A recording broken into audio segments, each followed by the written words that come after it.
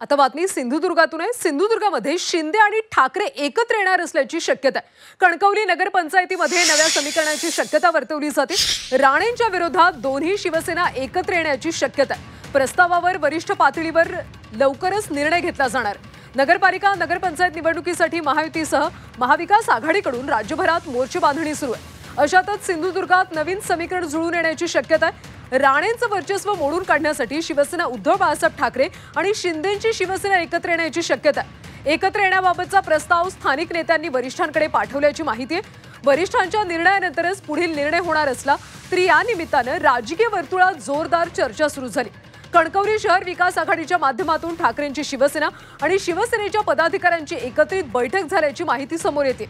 यामध्ये नगराध्यक्ष म्हणून शिवसेना उद्धव बाळासाहेब ठाकरे पक्षाचे नेते संदेश पारकर यांचं नाव पुढे येत असून त्याला शिंदेच्या शिवसेनेचा पाठिंबा असल्याचं समजतंय।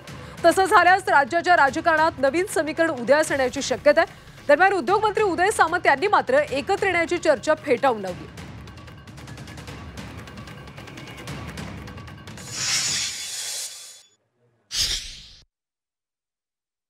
शहरातल्या व्यक्तींनी जी सगळ्या प्रतिष्ठित व्यक्तींनी येऊन सांगितलं की आपण जर अशा प्रकारची आघाडी केली आणि जर निवडणुकीला सामोरं गेलं तर गावातलं वातावरण चांगलं राहील, अशा प्रकारचा निर्णय ह्या गावातल्या शहरातल्या प्रतिष्ठित लोकांचा आहे। त्या निर्णयावर विचार करायचा नाही करायचा वरिष्ठांनी ठरवायचा। तो निर्णय आम्ही वरती पाठवलेला आहे।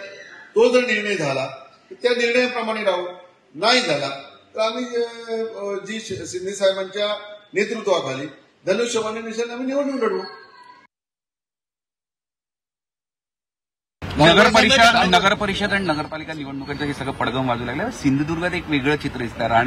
राणेंच्या विरुद्ध म्हणजे ठाकरे आणि शिंदे एकत्र दिसतात। नाही, आता त्या ठिकाणी वेगळ्या लढती आहे। त्या स्थानिक लढतीवर आपल्याला आज भाष्य करता येणार नाही, पण महायुतीमध्येच त्या ठिकाणी जावं असं आम्ही सूचना दिलेल्या आहेत। त्यामुळं निश्चितपणे काही ना काही मार्ग निघेल।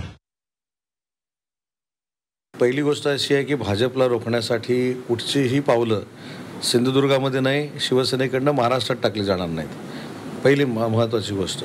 दुसरी महत्त्वाची गोष्ट अशी आहे की आता मैत्रीपूर्ण लढत करायची की स्वबळावर लढायचं। आम्ही तर मैत्रीचा हात कायमस्वरूपी पुढे केलेला आहे। मी संपर्क मंत्री असताना देखील वारंवार मी सांगितलेलं आहे की आपल्याला युती करूनच पुढे जायचं आहे।